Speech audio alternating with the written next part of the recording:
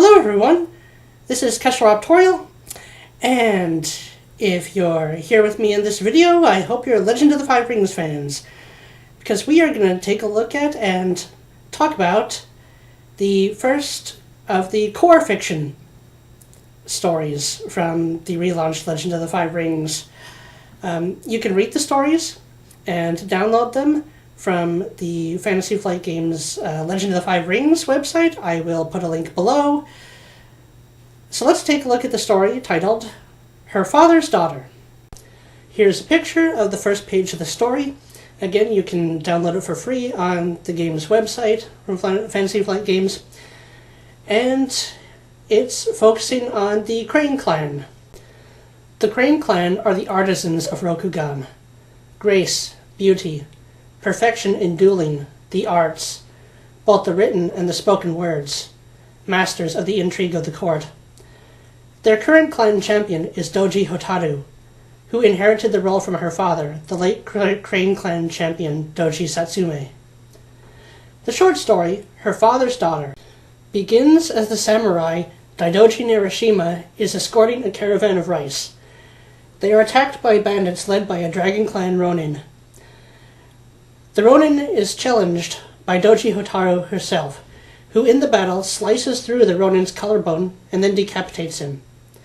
She then orders the retrieval of the Ronin's daisho, the name for the duo katana and wakizashi that only the samurai are permitted to carry. Now, before she executed him, the Dragon Clan Ronin had told Hotaru that he attacked the caravan in order to acquire rice for the people, who are starving.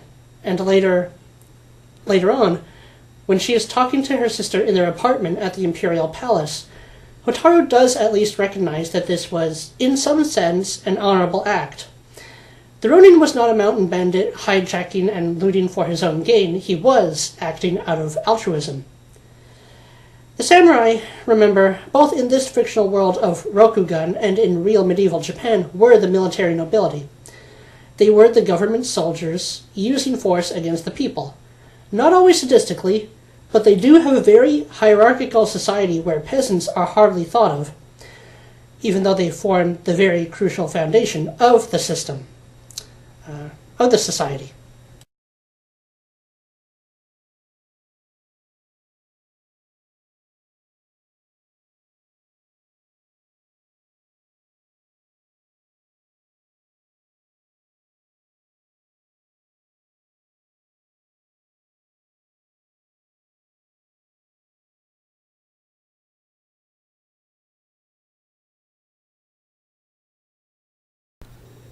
The Ronin was not simply a mountain bandit leading a band of vagabonds hijacking and looting for their own gain. He was acting out of altruism.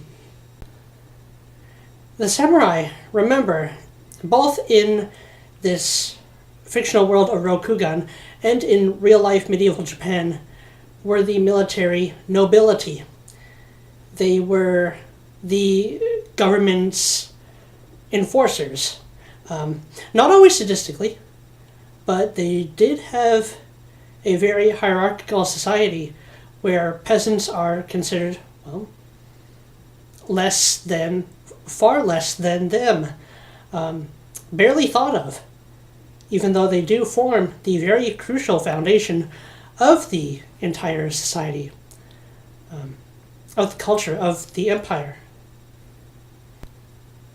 And remember, this caravan was transporting rice, transporting food to the imperial city, not to the people.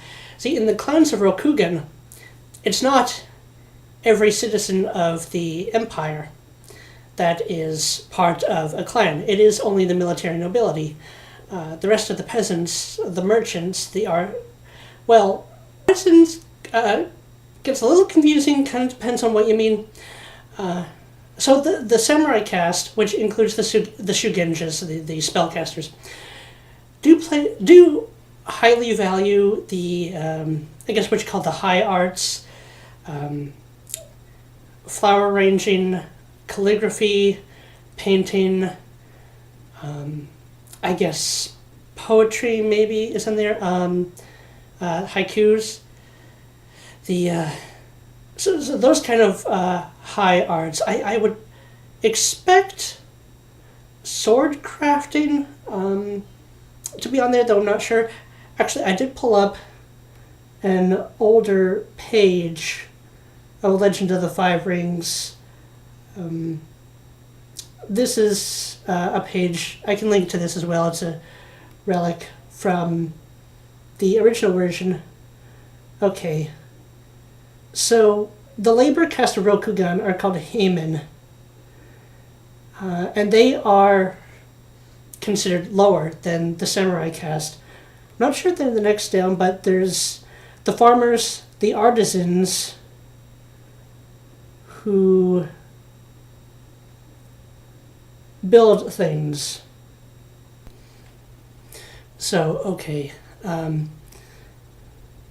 So the class of the working people is called the Bangei, or the Banjei. I'm not quite sure how Rokugani would pronounce that word, but yeah, the farmers, the Banjei the class has a hierarchy in itself. Farmers are highest because they provide the food for the empire. Then the artisans, the craftsmen, and then the merchants, the traders. Okay, actually what I'm going to do now is bring up a CD version of the Oriental Adventures book that was released many years ago as an expansion for Dungeons & Dragons. It's discontinued now, but I was lucky enough to get a digital version from Dungeon Master from many years ago. So I'm looking in the back of the book where they describe Rokugan culture, and okay, here's the social hierarchy. So you have the emperor, you have the imperial family,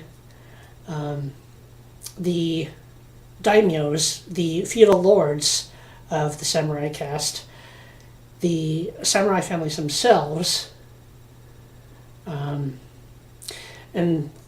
so, think of a pyramid. The first base layer, quoting, the vast bottom of the Rokugani society social order, is the Bangei, the lower class commoners. The Banjei, not sure the pronunciation there, it's Bangei, includes Heimins, half people, the ordinary common folk, the ones we just went through, the farmers, merchants, and artisans. And they are called half people because they're not nobility. You can kind of guess how this works. It's not that surprising. Criminals, entertainers, including actors, musicians, and geisha, gamblers, and eta, those who inherit dirty jobs involving handling dead people or animals, make up the Hinin class. So they're even lower than the Heimin. Despite the apparently rigid structure of the classes, it is possible for Heimins, the half people, not the Hinins, but the artisans, merchants, farmers, to move up into the ranks of the Byuke, the noble class. I forgot that term. Usually by distinguishing themselves in battle or through marriage.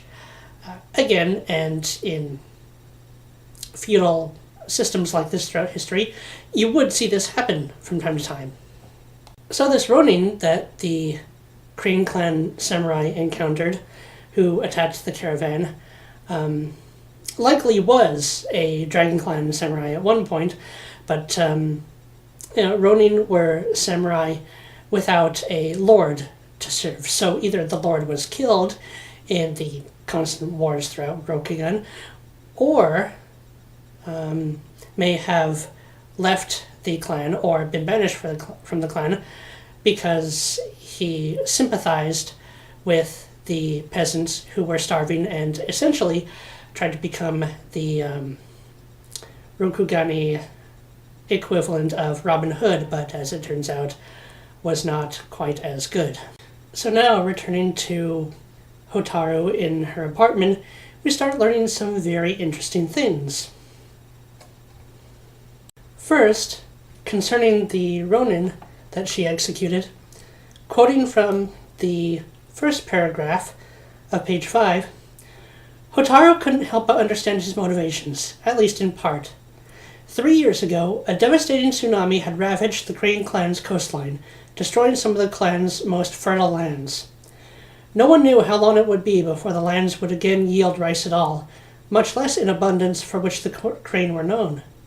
The people were hungry, and they would only get hungrier. Now, I hardly need to explain how truly destructive tsunami are. They destroy everything in their path, and are generated usually by underwater earthquakes, and on occasion, landslides that fall into the ocean. Volcanic islands are often on timescales that make them somewhat rare for humans in their lifetime to experience, but geologically speaking, not that rare at all, particularly vulnerable to a portion of the undersea mountain collapsing and generating great waves. In fact, one very famous Japanese painting depicts what was called the Orphan Tsunami in the year 1700, that now geological discoveries strongly support the origin of this wave being the North American Cascade Range. And both the Japan archipelago and the west coast of the Americas are both on one of, if not the most tectonically active regions on the planet, the Pacific Ring of Fire. And this is why Japan is so frequently struck by earthquakes and tsunami. That is never going to end for this reason.